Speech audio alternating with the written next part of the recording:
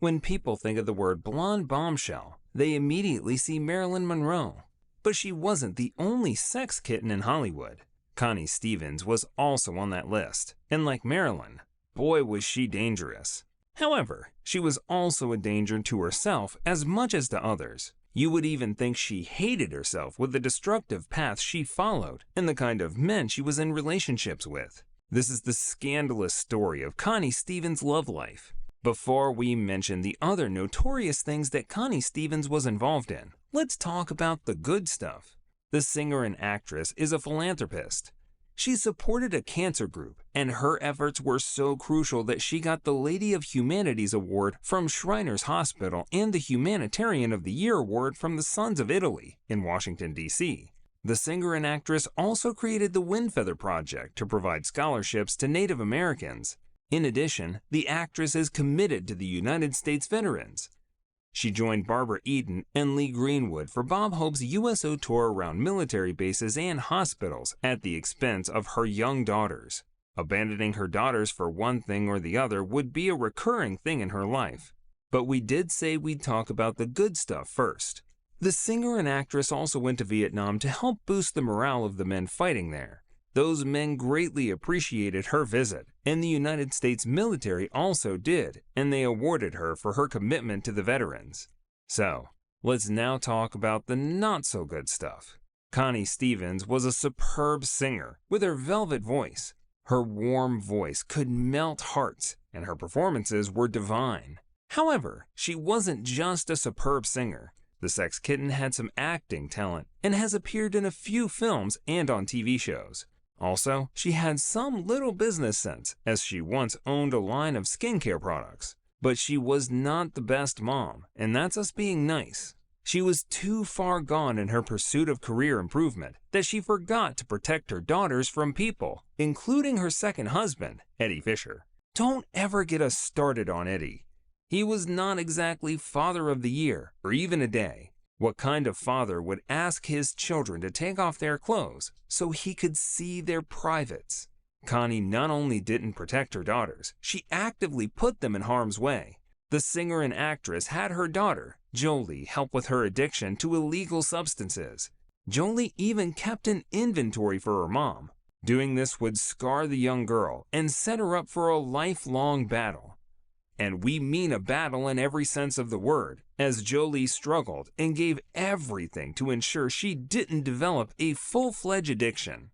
Unlike her parents and half-sister, Star Wars legend Carrie Fisher, who dealt with illegal substances, Jolie had an abnormal love for alcohol. She would later admit that the addiction was a family thing. So was being wasteful with money. And according to Jolie, she also wasted money on her destructive passions, which was fueled by her inability to make it as an actress like her mother. She also said that she began to feel worthless and inadequate. However, Jolie revealed that despite all the chaos surrounding her, she tried to be a good mother to her children, something her mother wasn't to her. Connie Stevens, as talented as she was, also had another failing. She had the worst choice in men. The actress left one marriage for the other, but the underlying reasons for her leaving those marriages were the same. The men were the sort that had no respect for her. If they weren't going around warming other women's beds, taking one illegal substance or the other, then they were raising their hands at her and taking out their frustrations on her. She never learned or cared to know as much about her lovers. She was only interested in what they could offer her, and her second husband, Eddie Fisher, was notoriously good at satisfying her. But there's more to her relationships with men, and we will tell you about it. Did you know that the actress was allegedly involved with a senator of the United States, and it led to a scandal? Connie Stevens' birth name was Conchetta Rosalie Ann Ingolia, and she was born on August 8, 1938, in Brooklyn, New York City, United States. The singer and actress was born with the gift of singing on account of her parents both being singers. Her dad was Peter Ingolia, or Teddy Stevens, as people knew him on stage. It was his stage name that Connie adopted as hers when she began to dazzle as a singer. Her mother was Eleanor McGinley. However, Connie's life wasn't all songs and dances. It was tough, and she suffered a tragedy early in her life. Her parents divorced. So, The actress moved from her parents to Brooklyn's Rockaway Beach, where her grandparents lived, and she attended a Catholic school there. But even there, tragedy still followed her. Brooklyn could be a rough place sometimes, and its roughness spilled over to Connie when she was 12. On the streets of Brooklyn, the future sex kitten saw a man stabbed. She broke. Her mind crumbled and she became catatonic. Something had to be done, and it was done, but it was drastic. Her grandparents decided that for her sanity, their granddaughter had to go. But where? The actress's granddaughter moved her to Missouri to stay with her family and friends. It was a bad idea. Brooklyn was better than Missouri. In Missouri, the actress suffered, and life was downright horrific.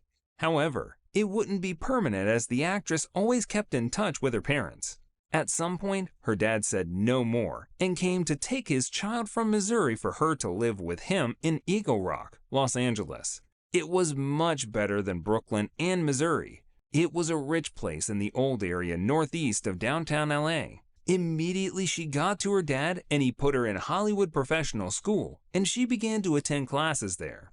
At 16, she began her music career and joined the Three Debs.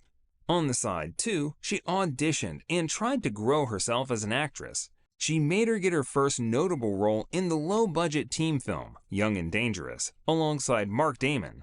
Then also featured in 18 and Curious and appeared in an episode of a TV show. Soon, Paramount got wind of her, and they put her on a 7-year contract with an initial $600 to be increased to $1,500. The actress then caught a break in 1958 when she featured in Rockabye Baby, and this was due to her brilliant performance in Drag Strip Riot. Her music career also took off during this period as she released her first album. However, her path to the top would be challenging. After her next film with Mark Damon, Paramount kicked her out of their studio. The actress continued as she did, and Warner Bros. Snapped her up. She was the first solo singer to join Warner's revamped Warner Bros. Record. The actress was also on a 7-year contract as an actor for her studies, earning $300 initially. As part of the actress and Warner's roster, the actress got a lot of work, but mainly as a guest actor on Warner's many TV shows. She was on The Ann Sothern Show, Maverick, Tenderfoot, and Cheyenne.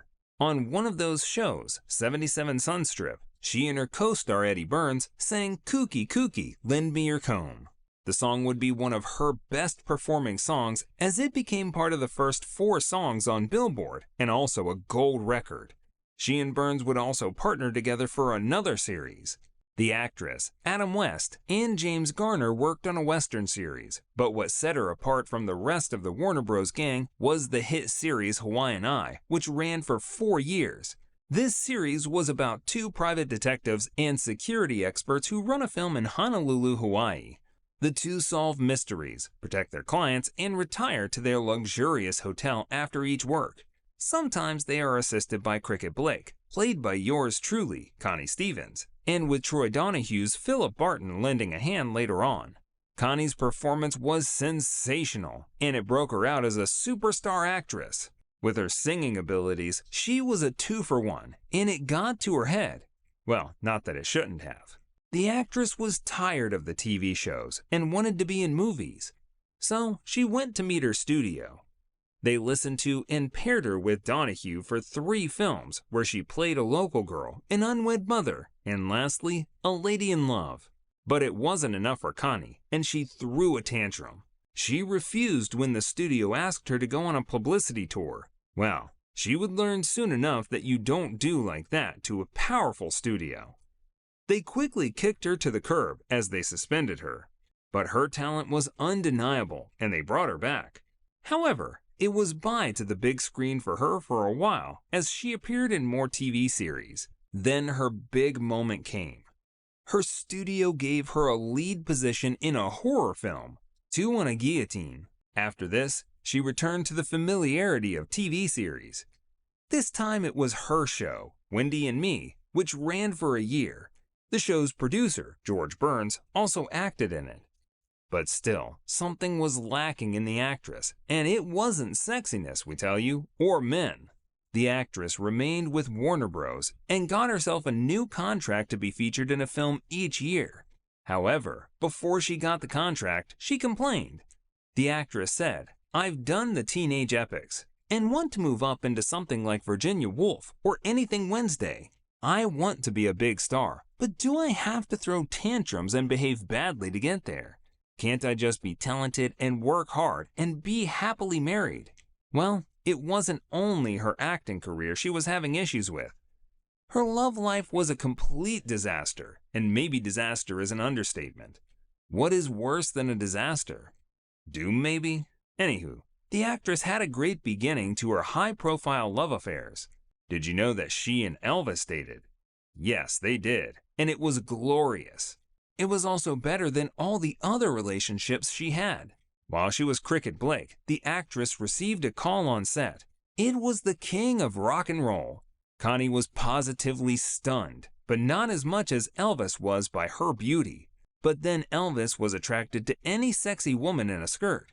The two of them had a nice call, and Elvis ended it by inviting Connie to one of his famous parties. Connie was adventurous, and she hopped over to the party. She had fun. Many people were around, and Elvis serenaded her with his melodious voice. The actress was on cloud 9, or should we say Cloud Elvis. However, the two of them didn't date for so long, but Elvis would be the one that got away for her, and the one she could have spent a lifetime with. How the actress went from dating warm and fuzzy Elvis to marrying James Stacey in 1963 should be investigated. James was less of a man and more of a monster. He burned the Sex Kitten's baby pictures, and that's not the worst thing he did. When the actress was sleeping, the man walked up on her in bed and cut off her beautiful blonde hair. Despite his troubling attitude towards her, the actress stayed married to James for 3 years. Her next marriage? Somehow, it managed to be worse than the first. According to her daughter, the actress and singer had a domineering side and wanted to control her partners. This led her to Eddie Fisher, who had hit a decline in his music career. Eddie was the perfect partner for the domineering Stevens, but she would get the surprise of her life. The two met at a party while Connie was vulnerable and trying to banish her sadness with illegal substances. Perhaps they influenced her decision to be with Eddie, who betrayed his wife, Debbie Reynolds, to be with Elizabeth Taylor. Connie made a bad move, and she soon paid for it. The couple had the first child, and then the second child. Frank Sinatra believed Eddie wasn't doing right by Connie, and he made sure Eddie made an honest woman out of her. But Eddie wasn't honest, and it didn't matter to Connie, who seemed focused on Eddie's deliciousness rather than his ability to be a proper husband and father. However, she did try to make Fisher a better man, but it would be easier for a ship to fly than for that to happen. Fisher's true color emerged as he cheated on Stevens most spectacularly. The man brought 2 Swedish models into their home, and Stevens walked in on them. Not wasting time, she filed for a divorce, but her choices in men didn't improve much. Rumors said that the actress had a thing with Senator John McCain, who she met at one of her many charitable activities for veterans in 1997. Johns carried a torch for Connie for decades and dreamed of meeting her years before he finally did, sources said. Allegedly, the meeting didn't end on a casual note, and the two began an affair. When John was running for president, the actress donated to John's campaign and followed him everywhere. Even the senator's wife wasn't as involved in the campaign as Connie was. The rumors became thicker at this point, and while it was a controversy, it wasn't enough to destroy John's marriage. Then for the first big reveal, according to reports, when the senator was sick and dying, he constantly called the actress and would send her sweet messages. Once a skirt chaser, always a skirt chaser, it would seem for John McCain, who lost his first marriage because of his cheating. For Connie, it seems she preferred the torture of being with unavailable men. But you can't help but pity her. She had the talent to stand shoulder to shoulder with the best. However, Hollywood was not kind to her. Sometimes beauty and talent aren't even enough to make it in Tinseltown. But the excitement doesn't end here. Don't miss out on the thrilling adventures, scandalous secrets. Click on our next video, where we uncover the shocking tales of how Connie Francis caught Bobby Darin with 2 women.